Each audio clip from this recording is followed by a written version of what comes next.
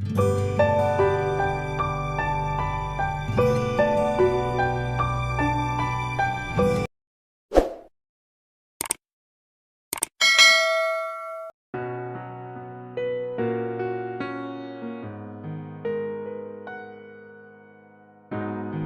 बच्चों, क्लास 9 में हमने सेल के बाद दूसरा चैप्टर टिश्यू स्टार्ट किया था और टिश्यू में हमने आपको बताया था कि टिश्यू क्या है और ये सेल ऑर्गेनाइजेशंस पर चर्चा हमने की थी और आज हमें दोनों टिश्यू में, दैट मीन्स प्लांट टिश्यू में और एनिमल्स टिश्यू में कंपेयर करके स्टडी करना है। तो comparison between plant and animal tissue या comparison study between plants and animal tissue, पौधे और जंतुओं के टिश्यू में तुलनात्मक अध्ययन। तो comparison between plants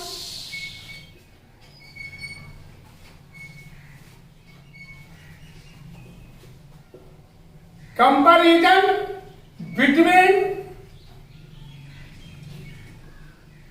plant and animals tissues।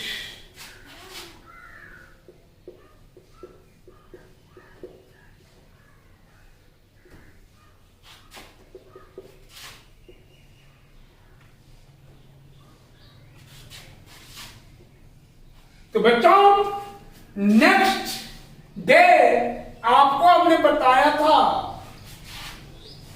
कि atom first unit which forms molecules and molecule forms cell, और दोनों में हमें स्टडी करके भी देखते हैं तो हम ये पाते हैं कि प्लांट सामान्यतः एक ही जगह पर फिक्स होते हैं, अर्थात इनमें गति नहीं होती है। प्लांट्स एक ही स्थान पर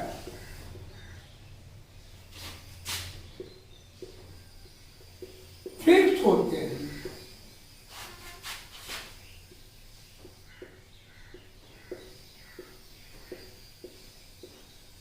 अर्थात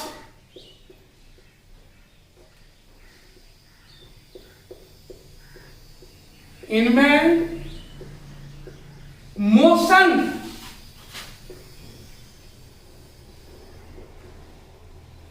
नहीं होता है।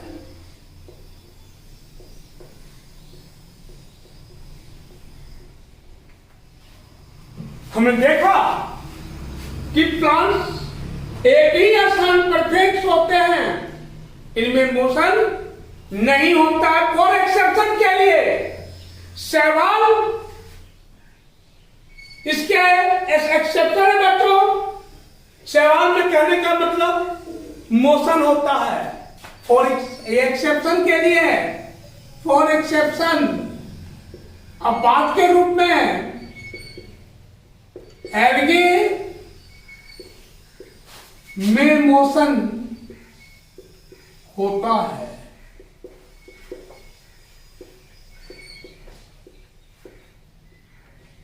एल्गी में मोशन होता है, जबकि प्लांट्स में, जबकि एनिमल्स में मोशन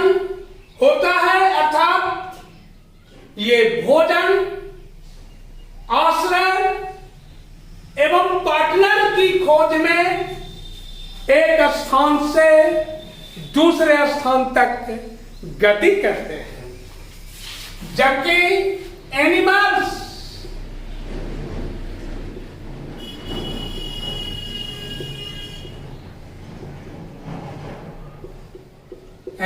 में मोशन होता है, क्योंकि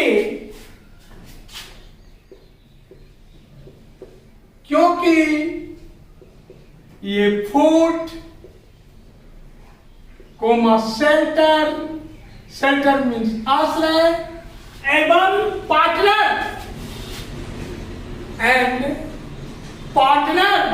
साथी, पार्टनर की सर्च में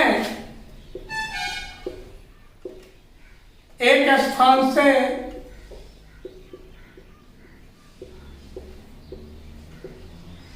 दूसरे स्थान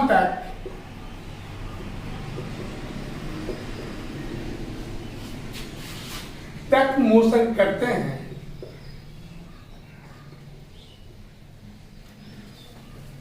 ये पहला ये अंतर माने एनिमल्स में गति क्या होती है, प्लांट्स में गति नहीं होती है। दूसरा अंतर है कि ये चूंकि एक जगह पर फिक्स होते हैं, इसलिए इन्हें एनर्जी की आवश्यकता कम होती है। दूसरा, प्लांट्स एक ही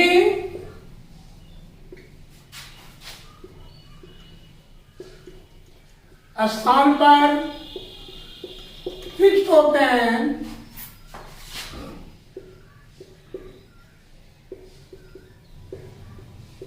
इसलिए इन्हें मैक्सिमम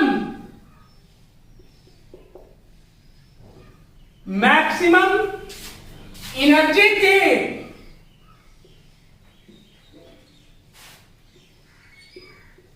आवश्यकता होती है। मैक्सिमम नहीं बेटा,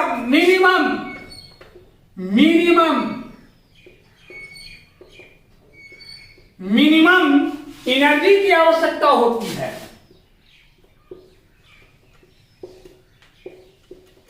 जबकि एनिमल्स एक स्थान से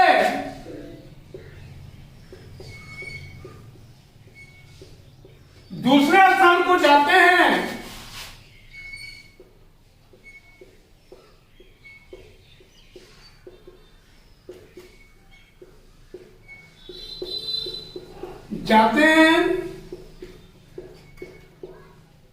इसलिए इन्हें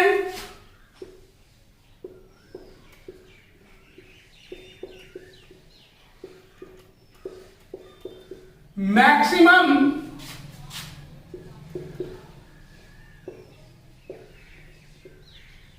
एनर्जी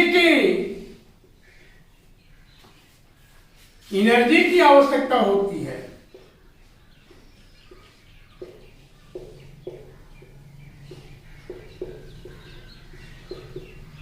ये दूसरा अंतर प्लांट्स एंड एनिमल टिश्यू के बीच। तीसरा अंतर जो है बच्चों, पौधों की वृद्धि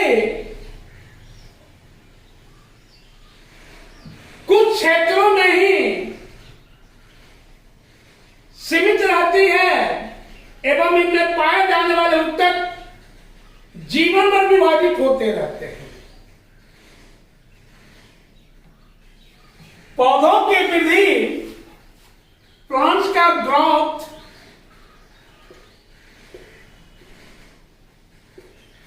कुछ एरिया तक कहीं लिमिट होता है, लिमिट होता है, क्योंकि इनका टेसोच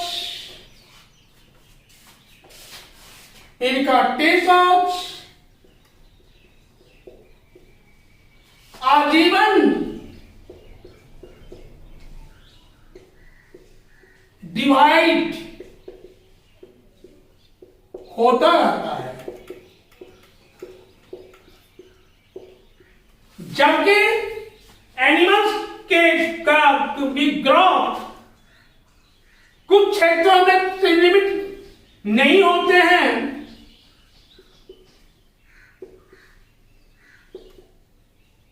एनिमल्स का ग्रोथ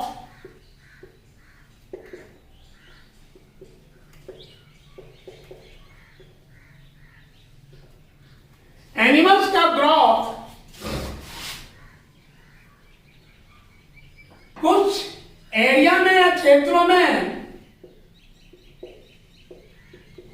लिमिट नहीं होते हैं,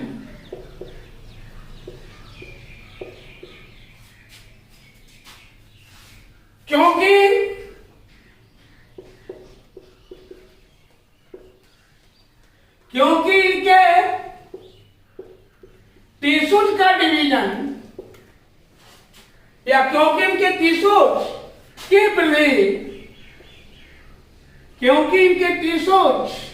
की वृद्धि या ग्रोथ एक निश्चित सीमा तक, एक डिफिनिट समय तक ही होता है।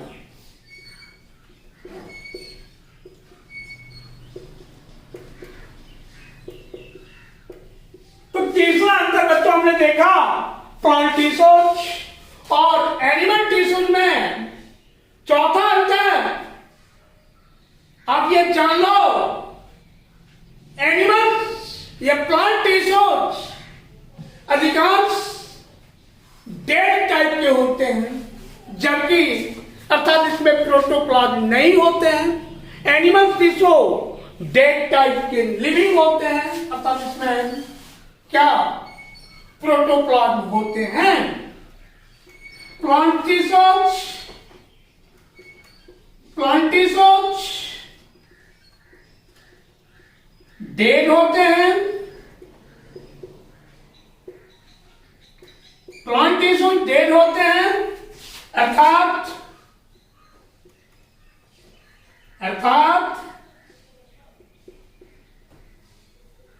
इनमें प्रोटोप्लाज्म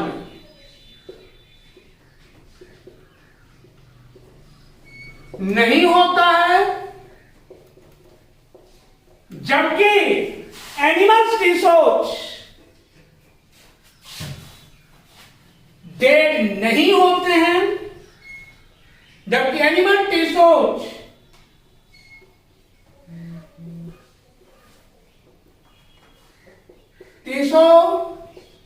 लिविंग होते हैं, जीवित होते हैं।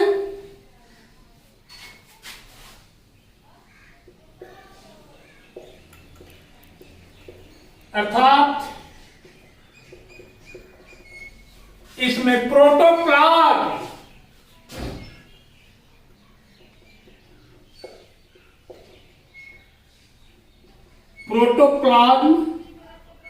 पाए जाते हैं।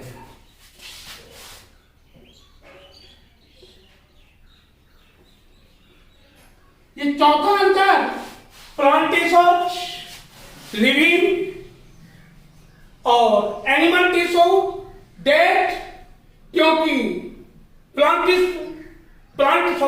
टिश्यूज डेड अर्थात इसमें प्रोटोप्लाज्म नहीं होते हैं।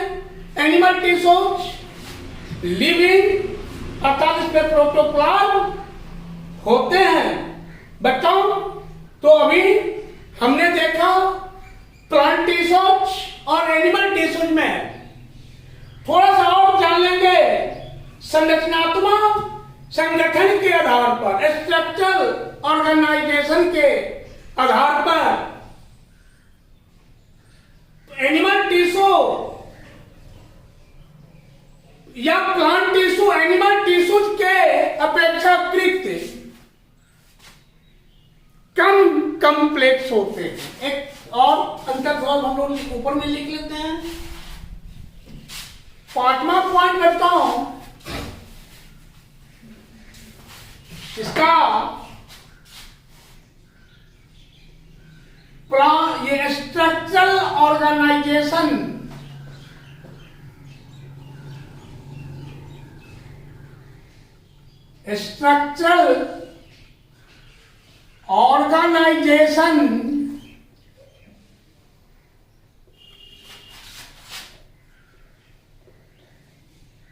के आधार पर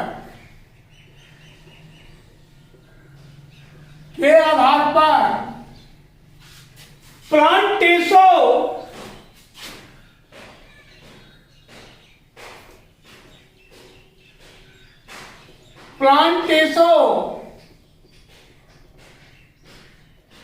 एनिमल टिश्यू के अपेक्षाकृत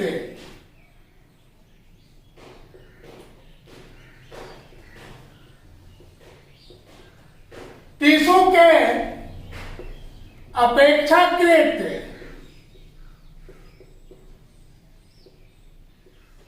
कम जटिल होते हैं।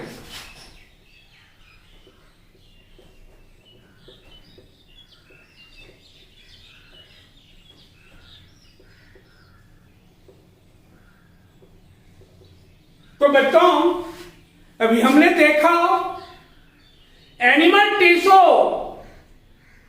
और प्लांट टिश्यू के बीच कंपैरिजन, या प्लांट टिश्यू और एनिमल टिश्यूज के बीच कंपैरिजन। अब हम बारी बारी से प्लांट टिश्यू और एनिमल टिश्यू दोनों की चर्चा करेंगे बच्चों। तो ये डिस्कशन जो होगा आपका, ये लंबा क्लासेस चलेगा। तो अभी पहले हम प्लांट टिश्यू से ही स्टार्ट करते हैं बच्चों। जब आपका प्लांट टिश्यू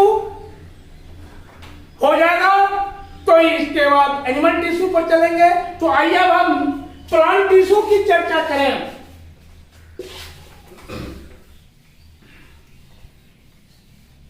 अभी मैंने यहां से आपका स्टार्ट हो रहा है सही ढंग से।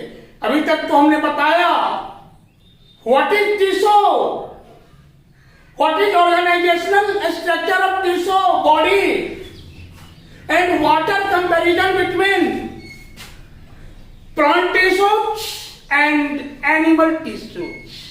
Now I shall teach you separately in separate chapters about plant tissues and animal tissues, because plant bodies also composed by different types of cells, that means different types of tissues, and they also perform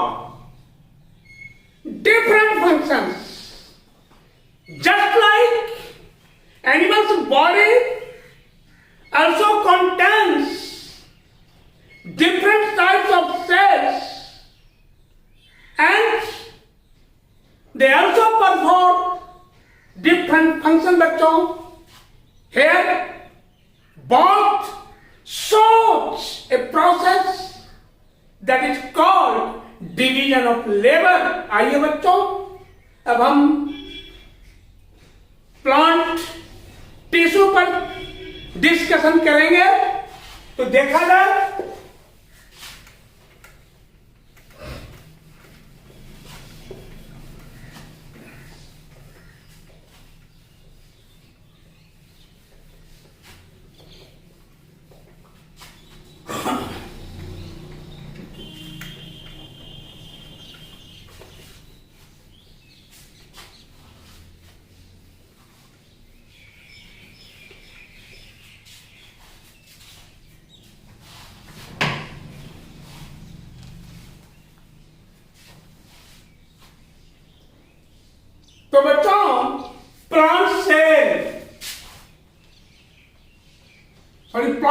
tissues.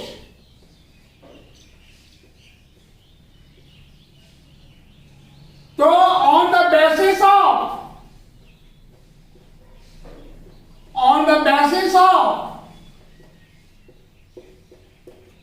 division, on the basis of division,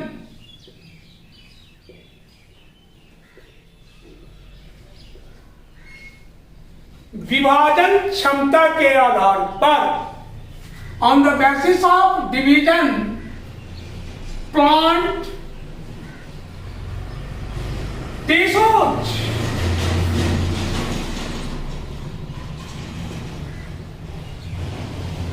can be divided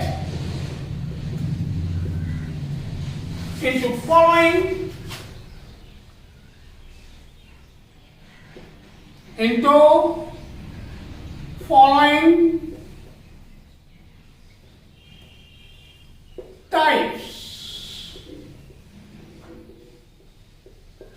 पहला meristematic tissue और दूसरा permanent tissue.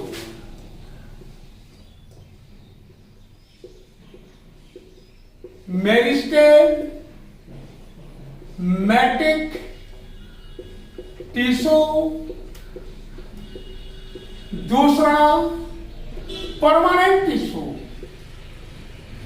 Permanent tissue विभाजन क्षमता के आधार पर पादप ऊतक या प्लांट टिश्यूज को निम्नलिखित दो भागों में बांटा गया है या बांटा जा सकता है। पहला मेरिस्टेमेटिक टिश्यू, हिंदी में विभाज्य योजकी ऊतक, तो हिंदी सबको अच्छा नहीं लगता, सुनने में बोलने में परेशानी होती है। विभाज्य योजकी ऊतक, अंग्रेजी सीधे याद रखो, मेरिस्टेमेटिक। और दूसरा है परमानेंट टिश्यू, हिंदी में अस्थायी ऊतक। तो बारी बारी से हम दोनों टिश्यूज की चर्चा करेंगे, है ना। तो अब हम जाने पहले ये विभाज्य योजकीय ऊतक या मेरिस्टेमेटिक टिश्यू की क्या विशेषता है। तो पहला टिश्यू आपका है मेरिस्टेमेटिक टिश्यू।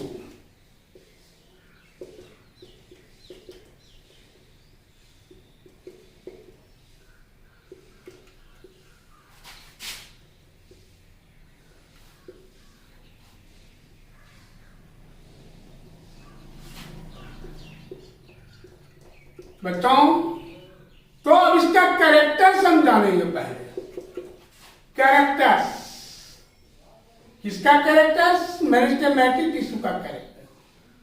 पहला कैरेक्टर, इसका पहला कैरेक्टर है बच्चों,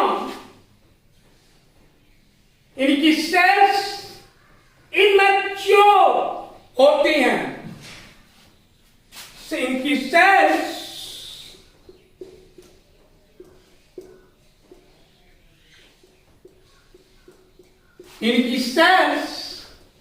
इमैच्योर, अपरिपक्व। इनकी सेल्स इमैच्योर होती हैं। दूसरा कैरेक्टर्स, इनके सेल्स में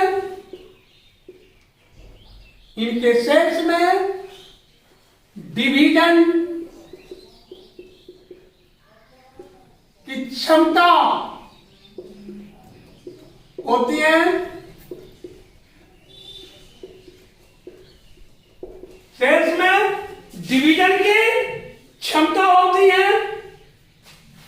इसकी कोशिकाएं छोटी, अंडाकार या पॉलीगोनल होती हैं। सेल छोटी, सेल शेप में राउंडेड, स्मॉल शेप में राउंडेड, गोलाकार, स्मॉल छोटी, पॉलीगोनल बहुभुजी, पॉलीगोनल बहुभुजी और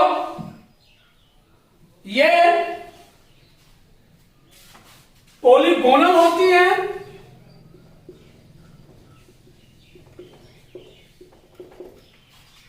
इसके बाद सेल वॉल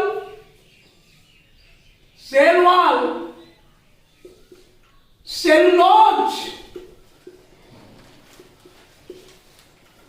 की बनी होती है।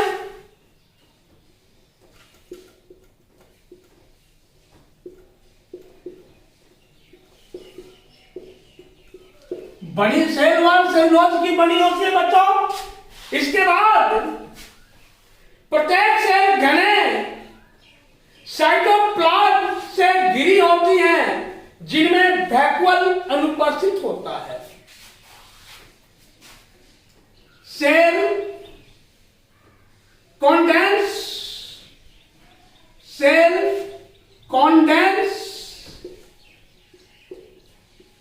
साइटोप्लाज्म से घिरे होते हैं।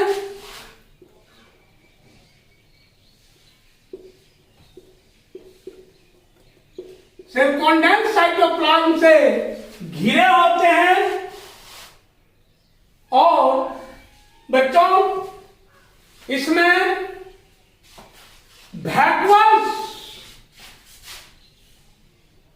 सेल के इसमें वैक्यूल पाए जाते हैं।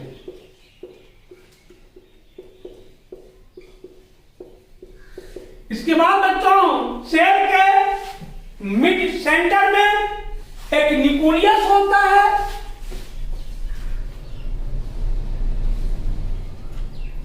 इनके सेल के सेंटर में एक न्यूक्लियस, सेल के सेंटर में एक न्यूक्लियस होता है बच्चों, याद रखोगे। सेल के सेंटर में क्या होते हैं? न्यूक्लियस होते हैं बच्चों, और इनके सेल के बीच इंट्रासेल्युलर स्पेस नहीं पाए जाते हैं। इनके सेल के बीच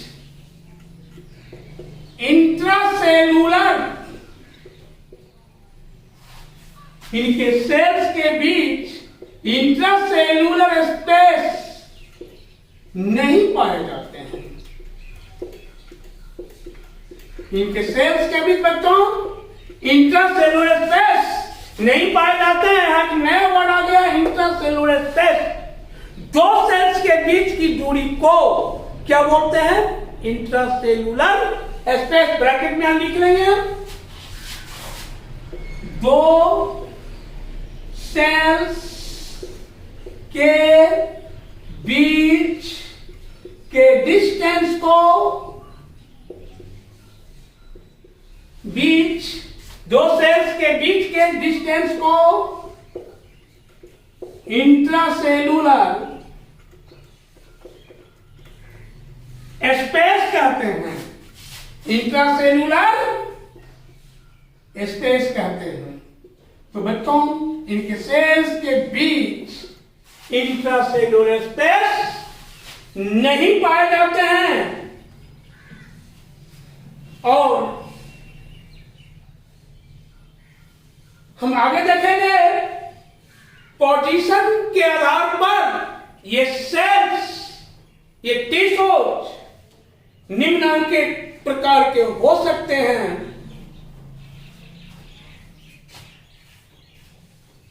आइए, मैंने पोजीशन के आधार पर, अकॉर्डिंग टू पोजीशन, यहां तक कोई दिक्कत नहीं बच्चों।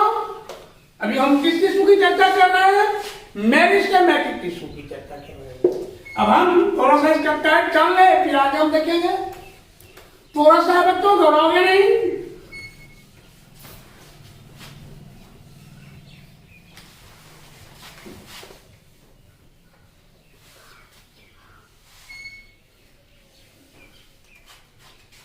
पोजीशन के आधार पर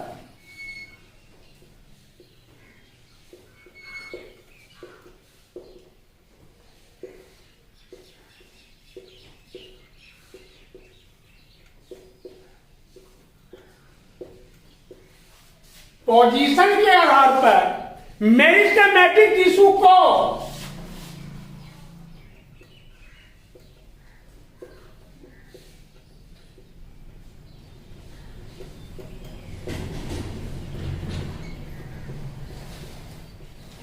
टिश्यू को निम्नलिखित भागों में डिवाइड किया जा गया है।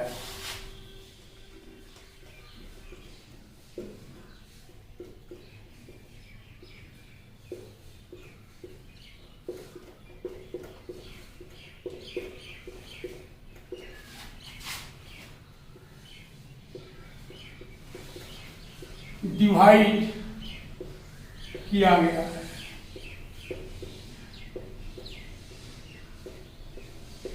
पहला भाग बताओ, एपिकल मेरिस्टेम। Apical meristem. दूसरा भाग लेटरल मेरिस्टेम। और तीसरा भाग intercalary meristem. Apical meristem, apical meristem, lateral meristem,